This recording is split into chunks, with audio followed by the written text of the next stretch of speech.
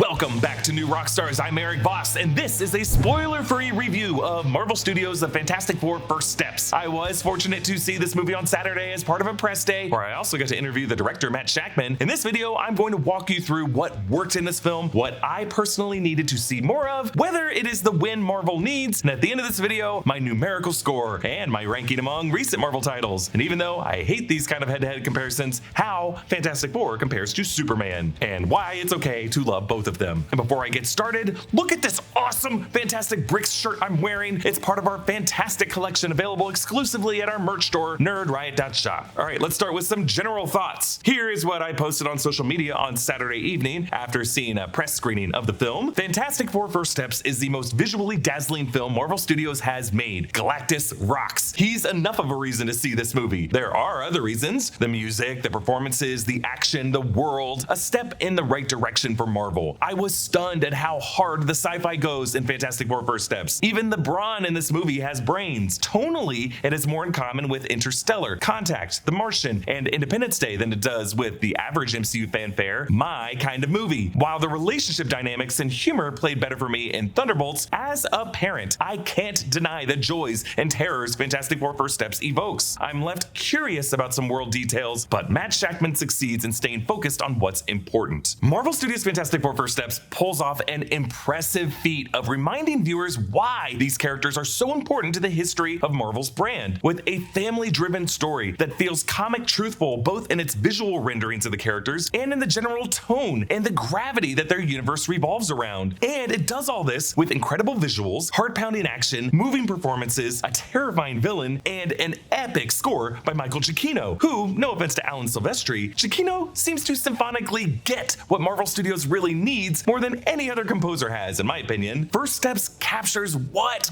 good Fantastic Four stories should feel like. It's nerdy, it's emotionally grounded within the family drama, it's a little silly, and it makes you genuinely worry about the fates of the characters, and it showcases these superheroes' power sets and their empathy and their ingenuity in ways that I really loved. But I must say, there is room for more giant leaps beyond these first steps. The movie, while getting most things right, does not pop quite as well as what I believe remains the best Fantastic Four movie ever made, Pixar's The Incredibles, where Brad Bird basically took the Fantastic Four recipe and cooked. First Steps highlights its heroes' hearts and their minds, but could have afforded to flex their muscles once or twice more in its first half, not in its expository montage, but like in a sequence with real dramatic weight where we could see them sweat as much as they do so well in Acts 2 and 3. But when Galactus enters this film, his immensity, his scale, his gravitas structurally snaps the movie into place and turns it into one of Marvel's best films. Galactus is that iconic. I've never seen a Marvel villain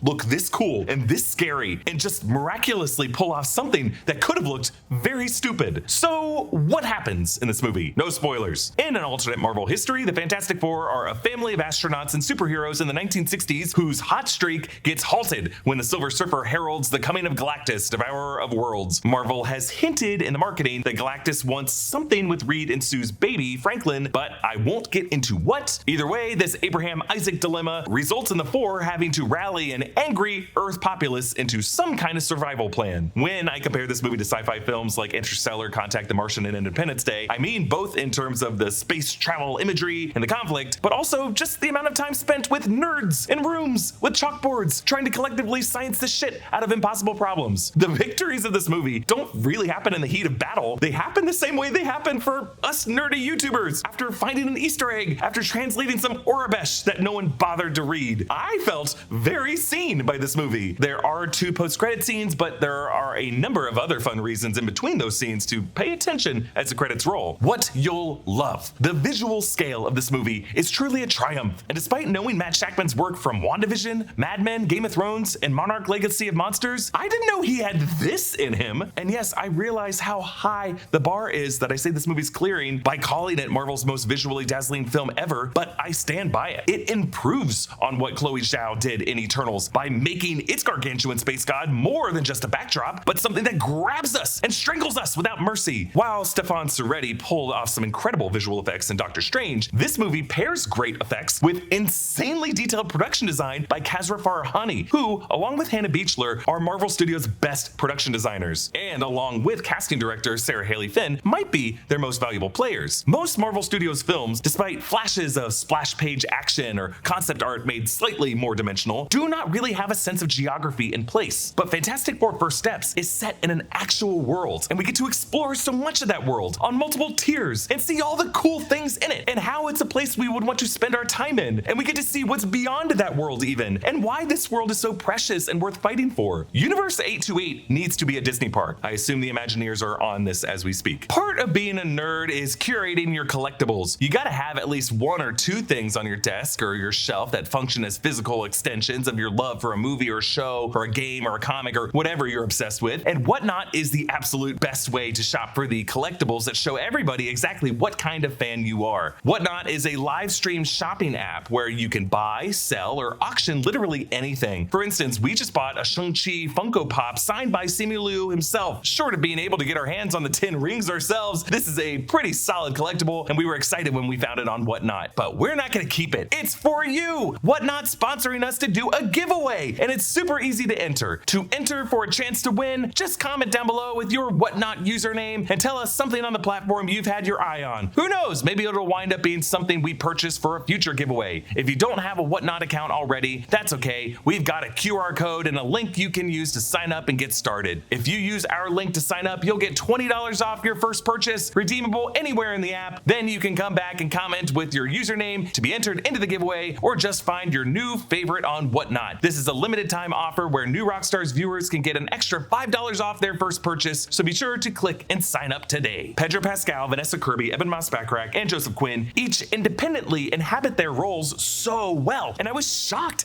Each of these four people who I've seen in a ton of things could show me something new about their talents in a Marvel movie. Kirby's Sue Storm embodies the courage we need to see from all Marvel heroes. Pedro Pascal's Reed Richards shows us a refreshing pathos that should come from the world's smartest man. And as the father of a son who just started taking his own first steps, and knowing how Matt Shackman took inspiration from becoming a father himself, I loved how this film put center stage the highs and the terrors of parenthood. So much so that I probably forgave things that not all critics and viewers will forgive. Julia Garner is such a cool Silver Surfer, and she's so kinetic and so fearsome as the tip of Galactus' spear. And Galactus works in this movie largely for how simple Shackman and the studio were willing to keep him, and how much meaning they were able to get out of the word hunger. There are some really fun Easter eggs and cameos and name drops in this movie that are going to be really fun to research in our breakdown that's coming Friday. But Michael Giacchino's score might be the biggest win of this film. You will hear echoes of his work from Lost, The Incredibles, Star Trek, Inside Out, and of course his big brassy swells from his past MCU work, but also some innovative choir chanting that actually reminded me of John Williams' work for Duel of the Fates. This is going to be a fun movie to experience in concert. Now, let's balance this out with what you'll miss. Some gripes. I think this movie struggles with first act pacing issues. I don't know what 27-minute cut preview audiences screened that led to those glowing reviews of how this film opens, but I'm guessing that edit excluded some of the treading water moments that I definitely felt in the first 40 minutes. Now, the first act isn't bad. It's actually a very fun introduction to the world and to the character's history, but with limited stakes throughout it all, it felt a bit like 40 minutes of Previously On in a movie that I knew going into it would just be like an hour 45 minutes before the credits start rolling. We know a lot was removed from the first act of this movie. Last week, the director confirmed that John Malkovich's character, Red Ghost, was removed, despite the character showing up in the movie's first teaser. And in today's episode of the Rumor Rundown show, I share my very dumb theory for why. I'll just say that the first act is filled with charm, but missing some dramatic propulsion, but the momentum definitely does kick in when Galactus shows up, and that momentum never stops from that point forward. Now, part of these reworkings seem to be Natasha Lyonne's character, who's left surprisingly underdeveloped and not much of a use of the actress's talent. Nothing against the actress or the intention behind this character, but the character does not need to be in the movie. There are one or two shots in this movie where the CGI is distracting, I will admit. But without spoiling it, knowing the practical needs of the scene, it literally could not have been shot without using CGI in that moment. So I give it a pass, but I know not everyone will. So my final score and ranking of this movie, I give this movie a beep boop boop boop beep boop boop boop boop boop. Do not not look like an idiot 12 months from now when people say that you are a shill and have bad taste in movies.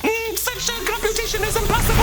Whatever. 8.8 out of 10. I liked it a lot. I wanted to like it more, and I didn't like it as much as I liked Thunderbolts and Superman. Still, I was shocked at how different this movie is than Thunderbolts or Superman. It's trying to do something completely different, and I like that it has those ambitions. Fantastic Four: First Steps is ultimately a visually stunning film to behold and truly groundbreaking for Marvel Studios in terms of its scale and its production design and its music. It is the kind of success Marvel needs, and all MCU movies deserve to have settings as rich as Universe 828 is. And in the mixed bag that has been the MCU since Avengers Endgame, it's easily up there near the top. Yes, I do think Fantastic Four is a better movie than Deadpool and Wolverine. No, I do not think it's better than No Way Home, and I will die on the hill that No Way Home is a better movie than a lot of people give it credit for, even beyond its cameos and member berries. And yes, you're gonna see Guardians Volume 3 and be like, what's wrong with this guy? Hey, I am a lifelong James Gunn acolyte. I like everything that guy makes, but it seems like the whole world forgave the issues with Guardians Volume 3 more than I was willing to. I'm curious to know your thoughts, but I believe that the sequences where Fantastic Four: First Steps shreds, it truly is the MCU at its best in those moments. Now, this is a review video. The comment section's going to get brutal, so you don't have to comment on this video. This is just my thoughts on this movie. I expect a lot of people to disagree with me. I feel like there were elements of this movie that are crafted specifically for a nerd who likes science movies and is also a dad, and that may not be you, and the movie may not be for you, and that's okay. I respect your opinion, but if you want to comment down below, talk about your favorite sci-fi movie. Follow me at EA Voss and subscribe to all of our channels in the new Rockstars network for breakdowns and news coverage of everything you love. Thanks for watching, and I'll see you next time. Bye.